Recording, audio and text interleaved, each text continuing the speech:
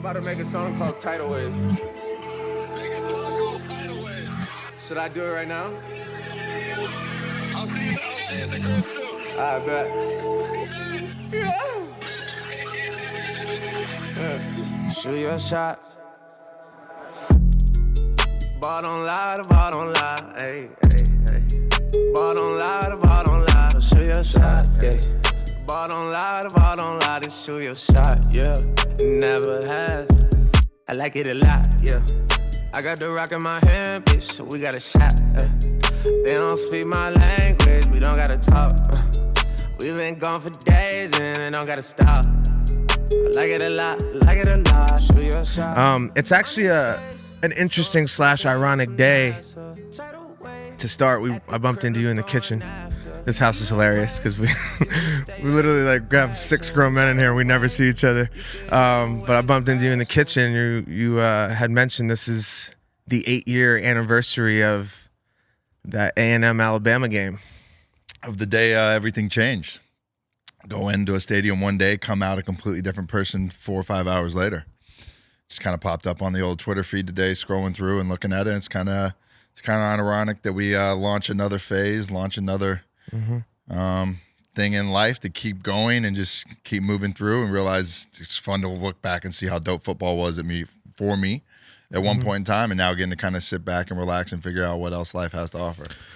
Yeah, what's like the main feeling when you see shit like that, and like when days like this come up, and obviously just, you know, you've had a fucking roller coaster of an experience. You know, when you have those moments to yourself, what's that main emotion? I mean, I'm sure it's a smorgasbord of emotions, but No, not really anymore. You know, I've got to the point where I'm super comfortable with me and super comfortable with my football career and what it was. So yeah. I look back on it with a sense of joy that I got to, you know, have that day and do what I did on the football field. It was dope. You know, That's why I love this. This is why I wanted to do this. I literally moved from LA, brought my whole team here to do this with you because I wouldn't, as a friend of yours for a long time now, we've gotten closer and closer. I want people to see this version of you. It's really interesting to see because I mean, I've said it before, I've said it to you a bunch, but I always wanted people to see just the unbuttoned Johnny, and obviously somebody who's lived a life in the limelight, and subject to a lot of judgment from a lot of people just watching your decisions and being a young kid handling what you handled. It's a dope version of you to one, be healthy.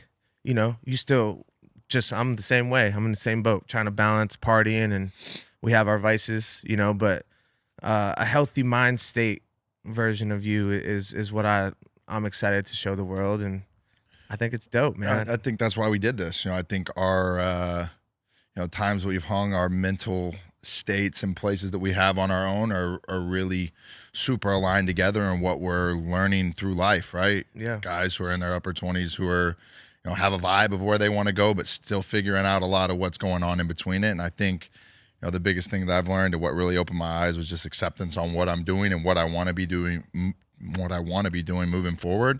And that wasn't football. And when I got to that point where I kind of just let that go and let that be a great time in my life, my mindset freed and got me to a place where I can continue to try and better my mental and better myself without having football be the basis of all of it. What did that feel like when and I know it probably it wasn't a one day where you wake up and you finally have a sense of closure. I know you personally, and I was with you through your climb, you know, through the hard parts and through that climb. But what's it feel like to arrive at that for you? I mean, you, from a guy who's had a roller coaster of emotions and a lot of highs and a lot of lows, it's got to be a cool feeling to arrive there and say, hey, look, that was a chapter in my life that I'm ready to close and I'm ready to write another one. And like, look, this in itself, I think, is a part of that chapter for sure. But I think people are really interested, like, what are you up to now? You know, like where, and just be, you know, share as much as you want. But I know, because I've been around you a bit more, and now we're living in the same house, which is exciting and dangerous for the culture. These fucking Paradise Valley people. These Chug Buds have been flying around These lately. Chug Buds been flying off the shelves. But yeah, what are you up to right now? Like, give us a peek into what it's like and what you're working on, at least in your head. Yeah, I mean, I've got to the point now where I've, like I said, I've got some acceptance and some openness back in my life that I don't want to play football anymore and I want it to be something else. I've sat here and we've talked about this a lot. But the biggest thing is I don't know exactly what I want to do, bro. You never know. I really don't. I think I'm at a point right now where I'm, vibing things out and continuing to try and better myself in a way that when an opportunity does present itself, I'll know what that feels like and it'll feel right deep down. We've been talking about this for the last couple of weeks, that you get these feelings when good things are kind of manifesting themselves and coming to light. And, I'm just waiting on what that's going to be for me next. And I think having this podcast, having this platform that, I don't necessarily use social media or much of that, anymore. I kind of just stay in my own lane and fight the battles that I have every day. Because, no matter how smooth one day is, there's a couple in a row that always seem to jump up. And, I'm still just continuing to try and work on me and where my mindset's at and continue to educate myself in ways more so nowadays, just mentally and how I keep my keep just everything in my head from really crossing, because I think that's where I let myself down in the past. Amazing point. We talking earlier, and I had no idea literally until today when I ran into you. You mentioned like audiobooks and subconscious, and I had no fucking idea you're into that. I don't know. You probably don't see all my You Never Know podcasts, but we talk about it a bunch with the athletes. People come on. I love that you're on that wave. You're now in a phase where like you still have your that childhood version of you in you. You're still a wild boy and still fun, but like you're actually like taking a step into maturity. And like in my mind, it's something that can impact tons of actual people that we're trying to touch. You know what I mean? And you said that to me, and I think that's a huge undertone of like what I think you can do from this vantage point, from this mindset that you're in now. Yeah, why does my football story, looking back at it, and the people that I've, garnered a fan base of, obviously loved and liked watching me play, and it's to the point that obviously it didn't go the way that I wanted it to or expected it to, but at the end of the day, everything that's happened and did happen in the past has brought me to a point where I'm here and super okay with what happened in the past, and realize that I can sit here today and say, yo, I made some really childish, stupid, and just immature decisions. Yeah. It doesn't define me as a person moving forward or what I'm going to do as my next career path or whatever I may want it to be. So I've taken a lot of the negativity that surrounded my life for so long and tried to just focus in on way more positive of what's going on in my life, and really whose opinion gets to me and what opinion matters in my day-to-day life and what I'm letting affect me.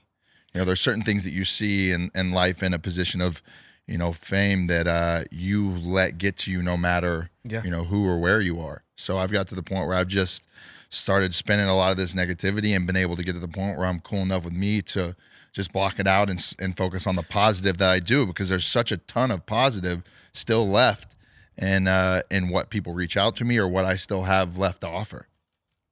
I'm an F-list celebrity, and I have those same battles and thoughts. You know what I mean? And I didn't have any of that, downfall while everyone's watching type situation like you did. And when I hear you talk about it, it's because I have those battles still currently, like caring about what people think and not being okay with myself sometimes, and wondering if I let, my friends, letting them down and all this pressure. And you said something on the deck the other night after our 15th Chug Bud, and you were like, man, I could go to fucking Alaska and catch a vibe by myself tomorrow. I used to not be able to do that. I used to have people around me. I think that's the reason why I stuck around in LA for so long. We know the LA lifestyle and spending a long period of time there is, I think, when things went wrong in one aspect, you could still be out there and get some type of praise and feed your ego in a way that you felt like shit was still all right. Do you feel like you went through an ego death of like Johnny Football, that guy, and living up to those? I think I've just learned what it does to me and how I let it affect me. And I've learned a lot of this through watching the Mike Tyson pod that we talk about all the time, is that like just the death of the ego and the death of letting go of this mental idea that you're really, really special and that you're something. When in reality, I was lucky enough to have a ton of things go my way and be blessed with the talent that I helped, create, and everything happened for the right reason to get to a place. It doesn't make me this almost like godlike figure as people praise you as sometimes. So letting the ego go and just like completely realizing that it's cool to have those things happen, but at the end of the day, it's in the big picture, it's nothing. Preach. What was the hardest part of it all when you could feel it kind of slipping away, in the sense, were you worried about letting your family down, letting the organizations down, were you letting yourself down, or was it just battling the demons of addiction or whatever you were addicted to at that time, whether it was this, drinking or partying, or it was just the attention and being in the, because you were fucking A-list famous. I think it's just a mix of all of it. I think it was just a perfect storm to get me to a point where it corrupted me of a way I was raised from a very little age. Yeah, I mean, you were raised, I met your dad, you're very conservative family, right? Yeah. Texas born, and I'm sure that was a part of the pressures you were feeling when you were kind of coming out of your shell and going down this fast life. I mean, no one in your family's ever experienced the fast life at all. Nobody had really seen anything like that. And there was a social media age that not a lot like that had happened in the past either.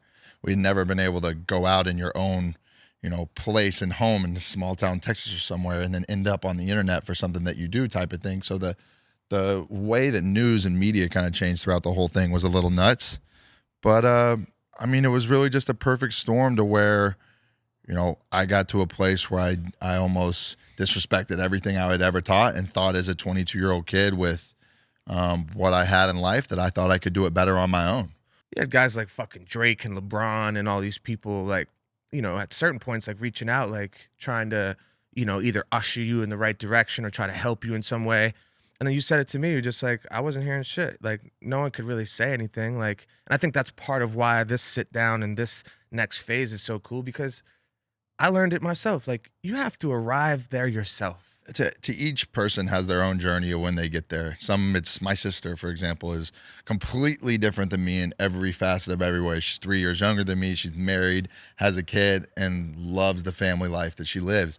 I'm 27 years old, about to turn 28, and still learning a lot about myself and a lot about life as it goes on. And I think I learned more about life through going through the hard stuff that I went through and kind of just being out on my own and going about it.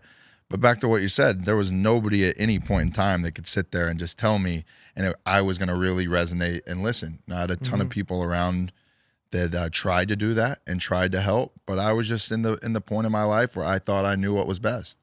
And that's the funny thing about youth, and the funny thing about being in a position that you're probably a little bit out over your skis in. I don't know if at 22 years old I was ready to walk into the world of the NFL and the big business and like really handle it like I was supposed to. Now at 27 or 28, do I feel like I can? Of course, but that's not how it works looking back. And I think for the longest time, I battled with that being reality and not just accepting it for what it was, having closure on that, apologizing for what happened and the mistakes that I made. Because at the end of the day, it affected me and the people around me the hardest. You have to fall on your face and get back up. And there was a long point in time where I didn't really want to. Do you feel like it's something that if you could, you'd go back and redo totally different? Or do you value that much what you've learned? I've gone back a lot over the last couple of years, and I think the big thing is, like, I have a point in time where I was asked a series of really important questions over a couple of weeks that changed the outcome of my life for a long time. What do you mean? I think, looking back, I think there was a time where, I could have stayed in school for 2 more years, obviously left really, really early, and I just don't think I was putting myself in a position to have a lot of success. I think the way I was living my lifestyle and the people that I had around me and what I was choosing to do, the only way it was ever going to go was down the tracks. And you're such a fucking smart dude. So this is what I'm trying to pick at, is like, is it because in hindsight you could say that now? Or like in hindsight, for sure. I couldn't say this the last 3 years. I think I look back at it in a way of regret, in a way that I was mad at myself and pissed because I didn't turn out to be what I had envisioned growing up. Yeah. And I think now looking back at it, I'm firmly like cool with, I think, my path in life and what I'm supposed to do and what I'm doing here on this earth. There's something different than just playing football. I'm an avid preacher of this. Like what you're saying fucking align. Like I preach this on when I have athletes on. Like it's really fucking hard nowadays to disidentify yourself from your employment. What do you do? What's the common small talk? What's up, man? What's your name? Where you from? What do you do? Like you're not what you do. Yeah, I think I've got to the point too where I don't say anything that I say now or we talk about on here in any sort of way as, preaching or telling people how to live their life or what to do. It's just, if you've seen my story, if you've followed my story and you've seen the rise and the fall, to still be sitting here today. And for me to tell you that I'm better in my own skin and better with myself now than when I was at the top of the mountaintop speaks volumes about what I think I'm doing and the direction that I'm going, which is the right way. I think you can help a lot of people, man. I think we will help a lot of people just by you being honest.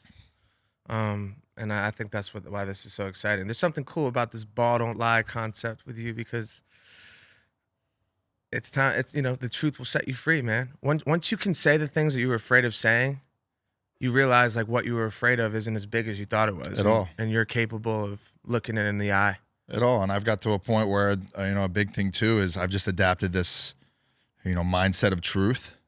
And just be honest with everybody around me, honest with myself about how I look back at my day or start my day early in the morning with certain things to try and stay on path of where I want to go. Right. And, I can only do that by being honest with the people around me and also myself. When you got to the league, right, and you got to that phase, you made that decision and, like you said, you left a few years early, right? Why was that? Why do you think? Do you remember the factors? Was it about just getting to the bag and getting to the next level? What was it? I mean, it probably had a lot to do with it, right? You looked back and said, for the most part, knowing what I was doing in my at-home life and my day-to-day life and being a college kid and really going out and being a normal college student for the most part is like what I was doing in my weekly time. I felt like this was going to be a point where I could get to a fresh start and I'd accomplish my dream, I had got a chance to get drafted in the first round, and that's the only thing I had ever wanted to do was play a professional sport growing up. And there was my opportunity there. There was no long-term play there in it for me and where I was at and how quick my mind was going at that point in time, just 90-0 every single day, and there was no real chill. No one blames you. I would feel the same with the whole world. I think. A huge thing is too, I think I just took the path that was most traveled. I took the path that everybody would go down if they were in my position.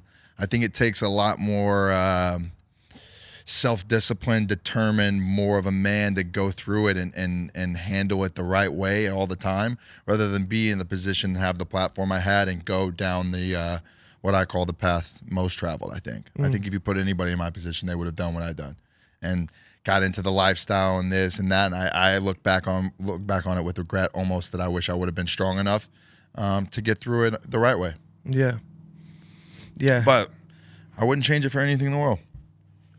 I've learned through the failures, bro, and I'm still learning through the failures every day. This is our whole, theme that we tell each other back and forth. The keep going motto and everything that we do is just, no matter how bleak, how dark, how bad it gets, you kind of just keep pushing and you keep plugging and pick yourself up again. Trust in the universe, sir. Same universe that selected you to have these gifts that, I know I've heard you say it, but these are gifts that come from somewhere we can only hypothesize where the gifts come from. But you had a very, very rare gift. Dude, what's the size of the Heisman fraternity?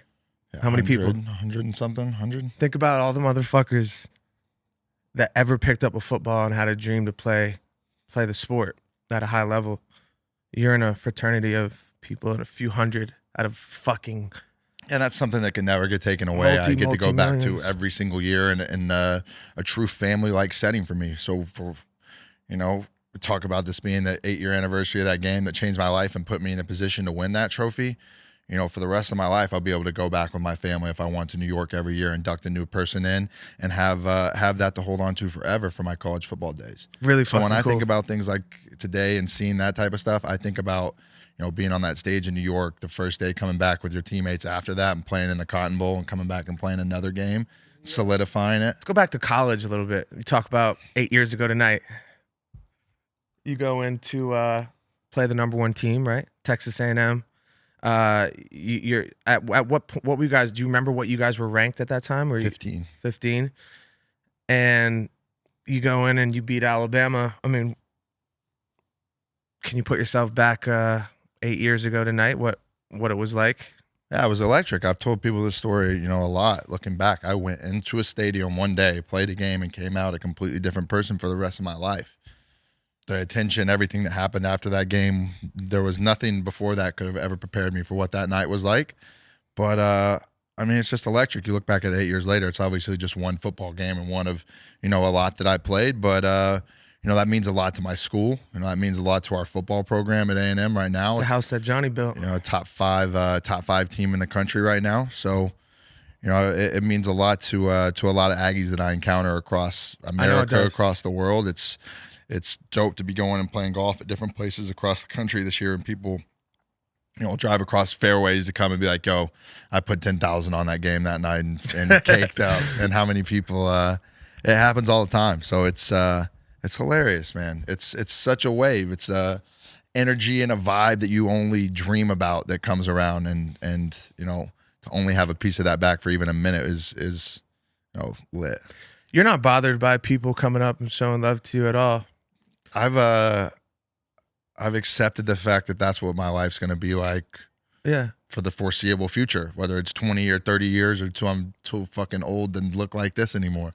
Mm-hmm. So either way, there's going to be people that come up and recognize me, and you just accept it. And I've heard a ton of cool stories, met a ton of cool ass people off just random interaction in life. It's one thing you're fucking doing though, and you're a smart dude, bro. Like I've always known you for who you are, as a person, just like on a personality level.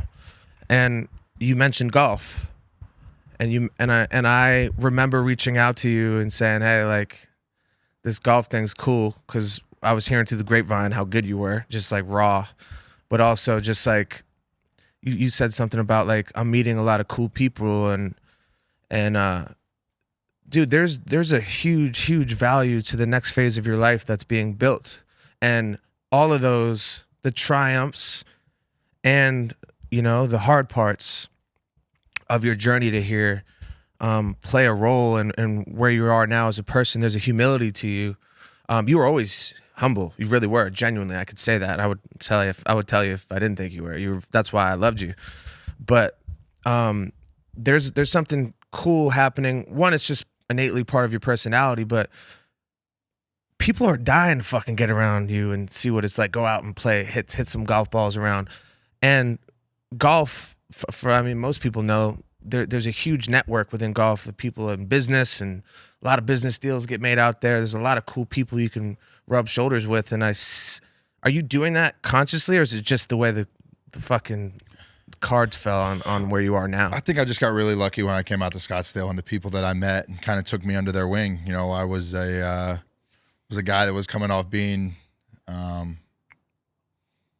married, coming to a new place, and trying to kind of restart and kickstart my life and figure out, what I wanted to do, where I wanted to go, and if this was a place I really wanted to be. And I had guys out here that kind of took me under their wing and saw that, I was a place where I was trying to figure stuff out and struggling. I got really lucky.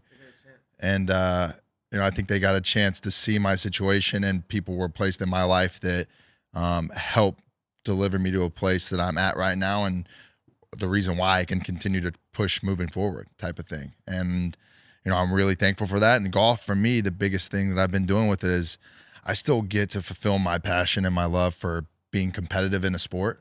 So not only am I getting to, spend a lot of time outside, exercise, play golf, have this competitive edge with it, I'm meeting good, great people. I'm getting a chance to meet their families. I'm getting a chance to travel around and, bring 3 or 4 of my best dogs and go play golf places.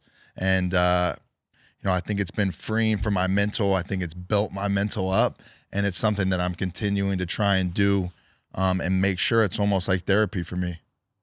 I was just going to say, it seems like around the time you started to arrive at this place, that was when you really started playing golf. I just felt myself start to change. I felt like I'm outside every day. I'm getting a good tan. I'm in the sun. You're hitting it a fucking mile. I'm getting to go out and Happy Gilmore the fuck out of the golf ball every day. Now you're raging out there too. You having drink. I mean, we're having a good time, man. Depends on where you're at. You can get into a little Faderade, you know, a little vodka and G2 action that a lot of guys. That's the drink of choice. I see it all the time. I'm not a big G2 guy. I'd rather just take a little tequila, but you know, we have a good time out there. It's fun to kick back and relax and smoke 5 cigars a day and have a couple Bud Lights every now and then. Bud Lattes. You know, being out there and being away, I'm at the same time, you know, I'm away from people. I'm away from the world. You know, I can throw my phone in my bag and pop up 4 hours later, and I've had a great day with, you know, maybe 4 people I don't even know. How hard?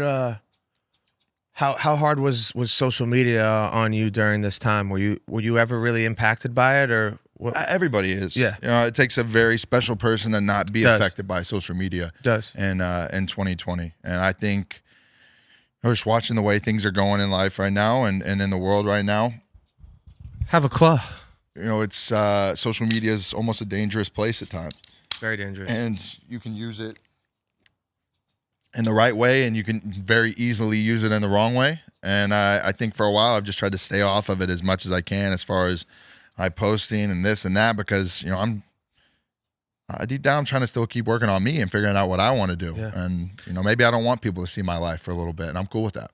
And you're ready for that to change in a sense with doing some public stuff. Yeah, no, I just want to. sharing I want to get to the point where I can, you know, share a little bit about, you know, how I'm seeing life right now. And I don't necessarily know if it's the right way or if there is, you know, one right way in fact. But I feel like I've learned a lot that's put me in a really self-aware and better mind state to move forward and try and attack life.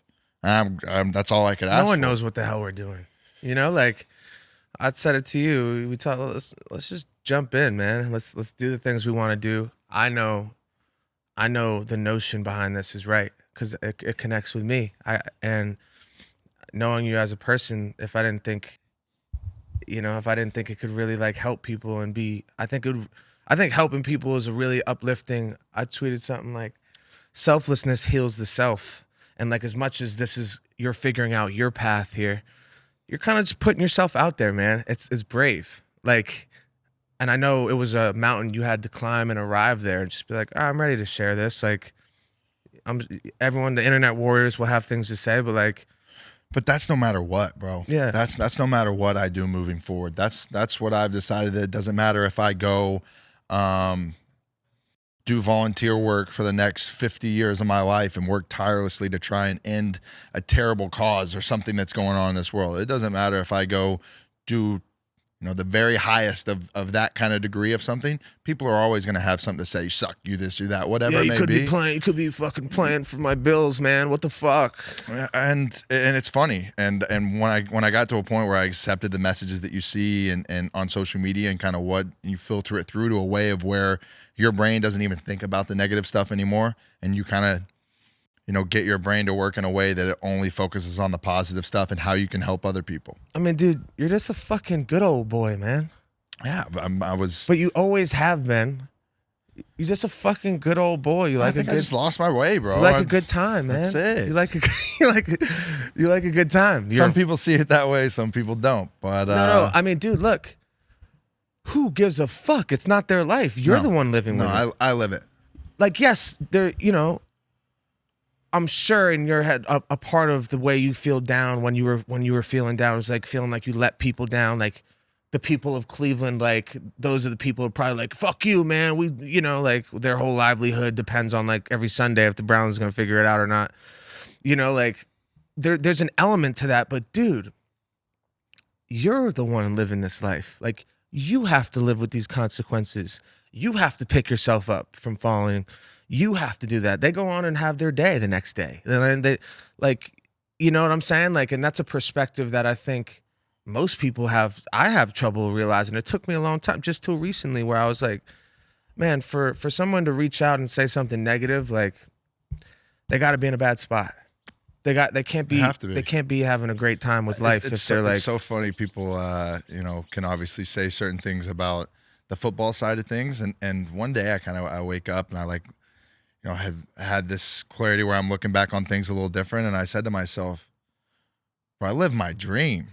Like, I did it from a point where I was, in elementary school, writing a dream on a piece of paper of what I wanted to do. I wanted to be a professional athlete.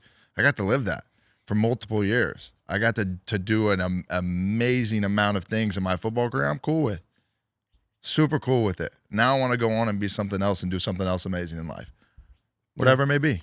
I've been super patient in my approach of not pushing and making what, comes next, making myself manifest it type of thing. Letting just the universe around just kind of, when things are right and meant to be, they'll be.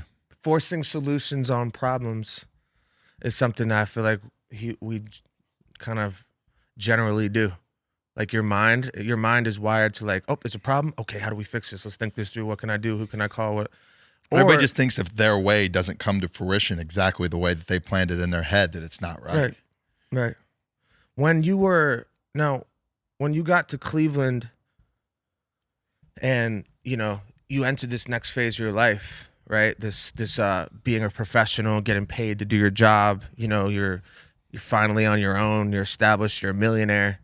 When you got to Cleveland, what happened? Was it a continuation of what was already happening and you just kind of spiraled more in the sense of your decision making? I got to a point where on like Sundays when a game day would come around, I never had that same buzz and the same excitement as I had whenever I was in college. It's just like when I got to a place I had always thought I wanted to be, I opened the door and none of it was as it seemed in my head or what I had dreamt of it being. And I think subconsciously, looking back at it now, I think I wasn't happy and didn't have the same love and the passion that I had for it at one point in time. I think I fell out of love with it. And then, obviously me, getting cut, not wanting to go back and play again, take a whole year off, and then go to Canada. I went back to Canada and felt the exact same way that I felt as when I was in Cleveland. I mean, look, for those listening, we were a part of that phase of your life. That's where we got really close. We did the comeback season thing. And number one, comeback season smashed it. We were trapping out the house. I had a house in Studio City, California. And look, Johnny, was a buddy and would come by. Kind of got a legendary house called Stevenson Ranch out there that we've said goodbye to. R.I.P. Special place, special soil over there. But you came by and we talked about this, and you like for somebody who's a fucking like you're built for this shit. Like you can party with the best, and like you're just built in the sense of like you got a Rambo mode in you, your DNA. Like it's like probably why you're such a freak athlete in a sense where like you could do this shit, but you were doing it before that. You had gotten to a point where like your body had changed. You were looking like I was worried about you, right? Yeah. I remember when you came, you're like, look, I'm ready to turn this shit around.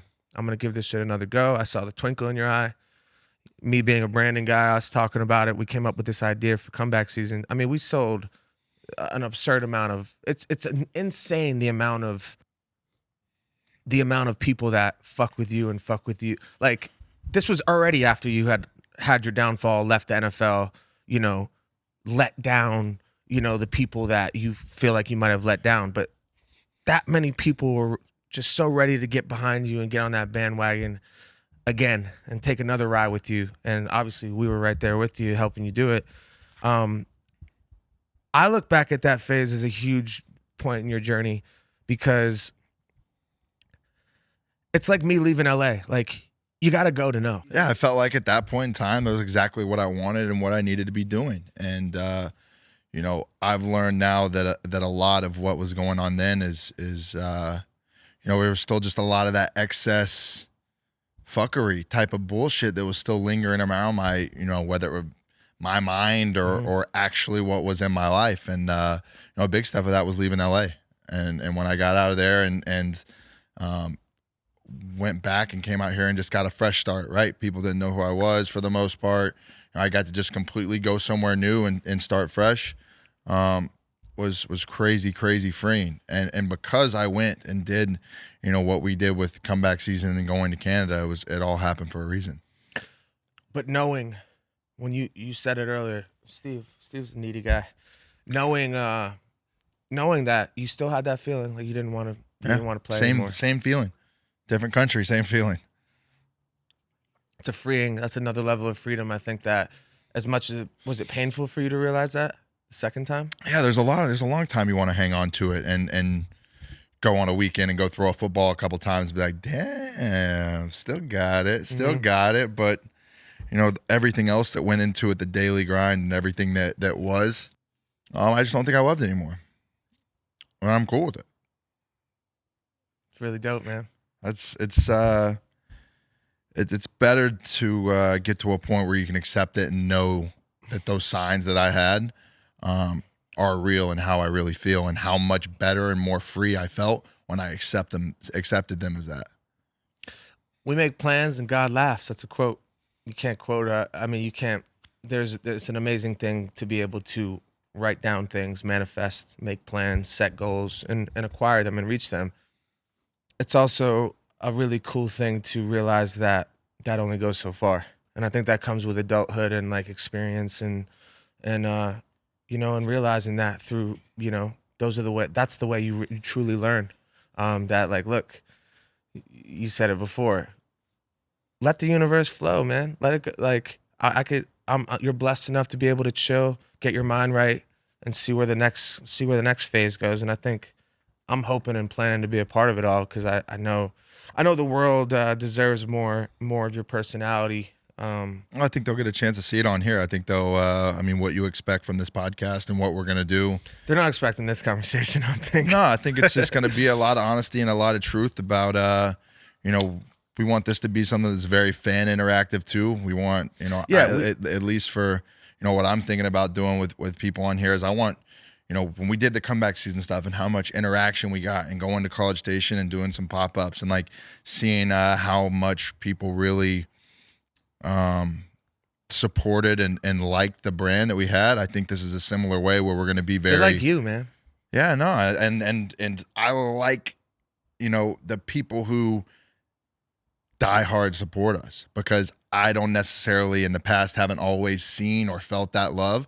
But when we did the comeback season stuff, when we're going to do this ball don't lie stuff, I think the people it resonates with is another way that warms my soul in a sense. Absolutely. Tell us what it was like after the Alabama game, but not even that night. I don't want to jump past this because I think this is one of the cooler things. I'd like to know. I remember being a Duke baseball player and being the young egomaniacal kid, competitive kid that I was. I'd be like, I actually had great success one year. I was All-American as a freshman, and I ran into arm trouble.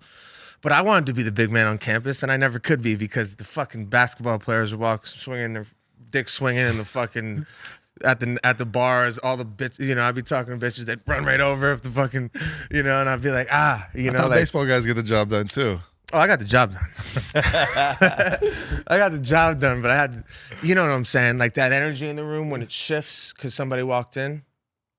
You could feel that energy, like when like any of that. Who played when I was there? It wasn't any huge guys that went on to have huge pro careers, I guess. But when the basketball players would come in, and that's not even the point. The point is, you were that guy on like the 10th degree, like Texas A&M football. It's one thing to be a fucking star quarterback on campus, right? Then there's another thing to be a star quarterback, like the best college football player in the country.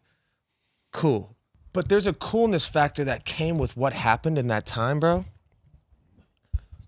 Got neighbors.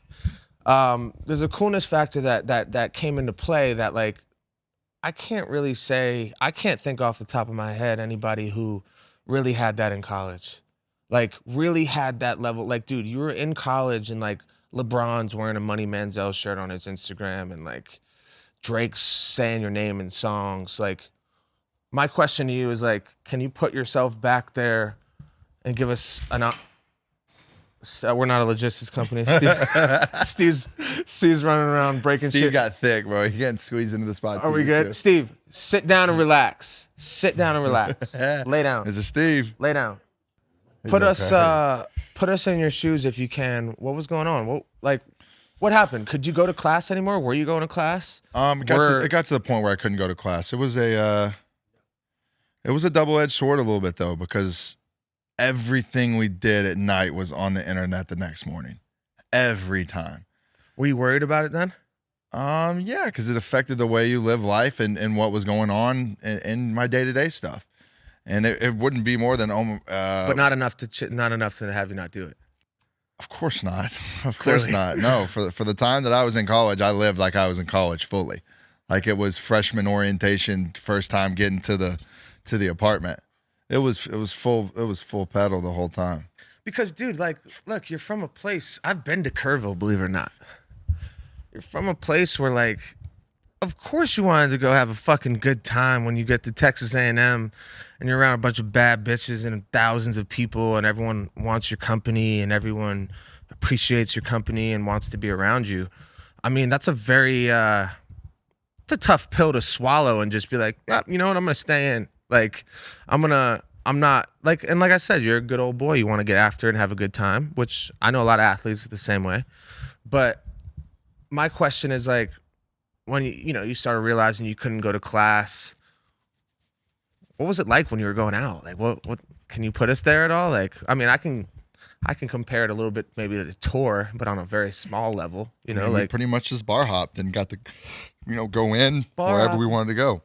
Yeah. But bar hop one shop to the next. And, I've one thing about me is, I ride with my dogs the same way, you ride with yours that are around here and have been around for a long time. So, we had our squad and had our crew and we went and did whatever we wanted. We had nights where we'd throw a dart at a map and get in a car and drive straight to the airport and leave for a couple of days and just fly somewhere.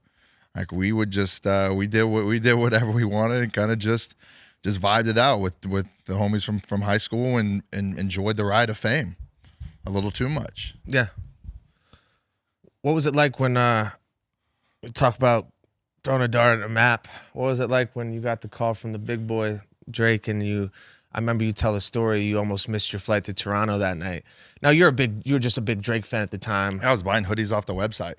And the guy, the same way we look at when we get merch, who buys it and what goes on, a guy pretty much recognized my name on a mailing list and reached out and said if I ever wanted to come up and meet Drake, that he'd make it happen. And, this is, thank God for Instagram and Twitter back in the day when all this happened. But at the same time, like I said earlier, a lot of negative came from it. So, I wouldn't have made some of the relationships I made without it.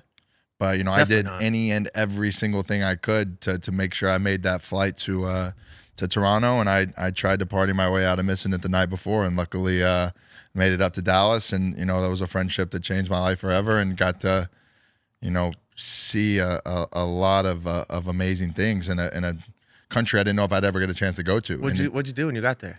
Go link up? I went to Soto. Had dinner with Drake the first night. It's what a place Soto is. That's where I met him. Yeah, it's the best. Yeah. It's a vibe of an Italian restaurant. Big vibe. And I remember staying at like a fucking Motel 6 or whatever I could afford to like stay in and like I love that. And in Toronto. And I remember him asking me like, "Oh, so where are you staying?" And I'm like, "It was a Motel 6. Whatever this hotel was even called in Toronto." And he had his security team pretty much go to my hotel, grab my things and bring it to the suite at the Hazelton in Yorkville, which is not a Motel 6. Yeah. If anybody's ever been there. And the guy for a long time showed me more genuine love and gave me the opportunity to see things I never thought I would have got a chance to see. I got a chance to go see the original Club Paradise little club that Drake had for just like him and his homies that was in like a warehouse in Toronto. Yeah. And it was like the last night they ever had it. I remember being a Drake stan at this time, like reading October's Very Own .blogspot.com every week, every song, every piece of music. So, looking back on what I liked growing up, my football career and pedestal that I was on gave me an opportunity to meet and do a lot of things I'd only ever, dreamed about. I remember at a point in time, probably, 2 years in after I won the Heisman, of almost, having a checklist and not being able to think of anybody that I would really, really want to meet still. In 2 years, probably. It's really fucking cool.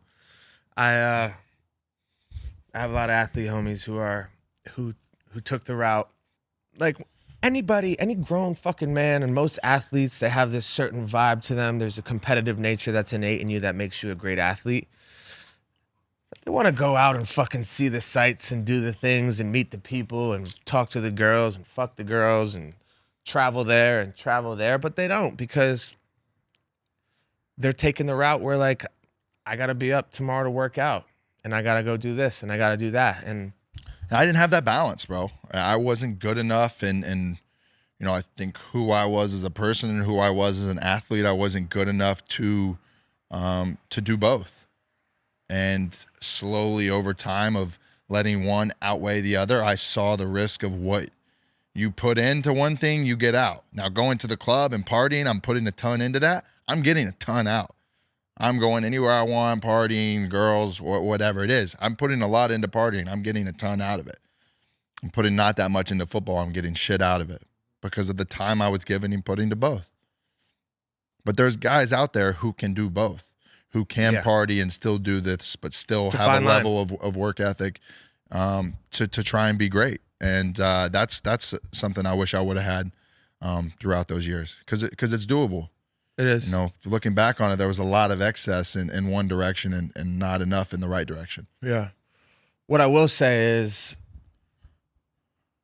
all those dudes want to know what it was like, because they don't do it. They don't get to do it. Like I have homies. I have homies that went on and have fucking made 50 million playing the sport they play, but they know we're homies and they're like, "Yo, what's he like?" You know, like what's, you know, they. I think that's a really. You can't put a quantitative monetary value on it, but that life experience, For being true to yourself and what you think that you are through the right things and the wrong things. No, you can't put a monetary value on that at all. and there's a life experience value here.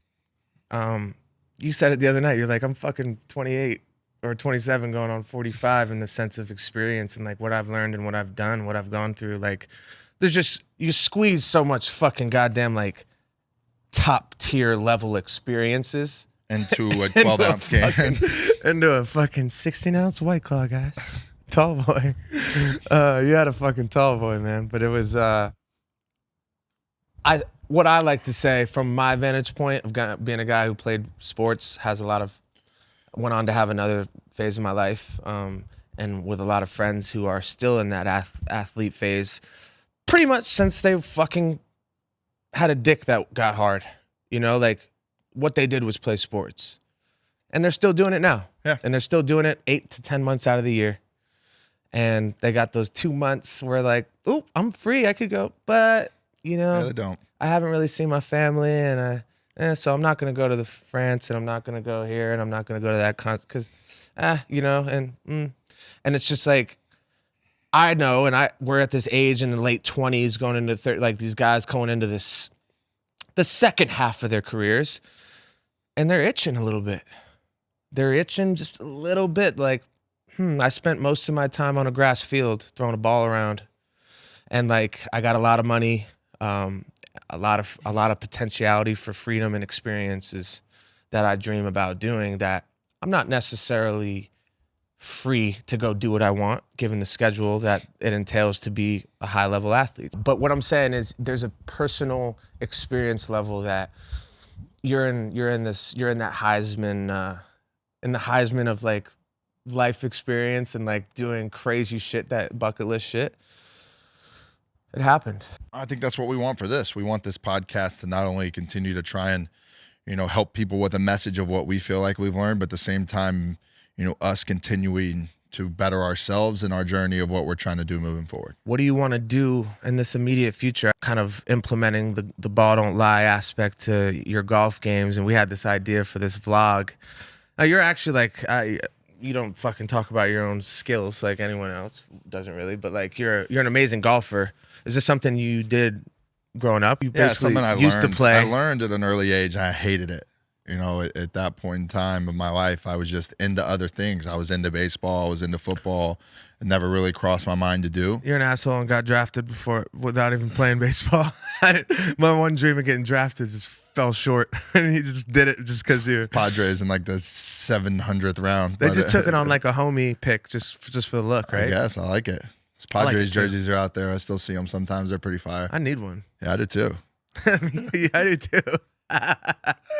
But yeah, the golf thing has just been something that I've just kind of went and dove head in with and just tried to get better. And I'm competing against myself to try and get better every week. And some weeks it's going good. Some weeks it's going really shitty, and I break every club in my bag.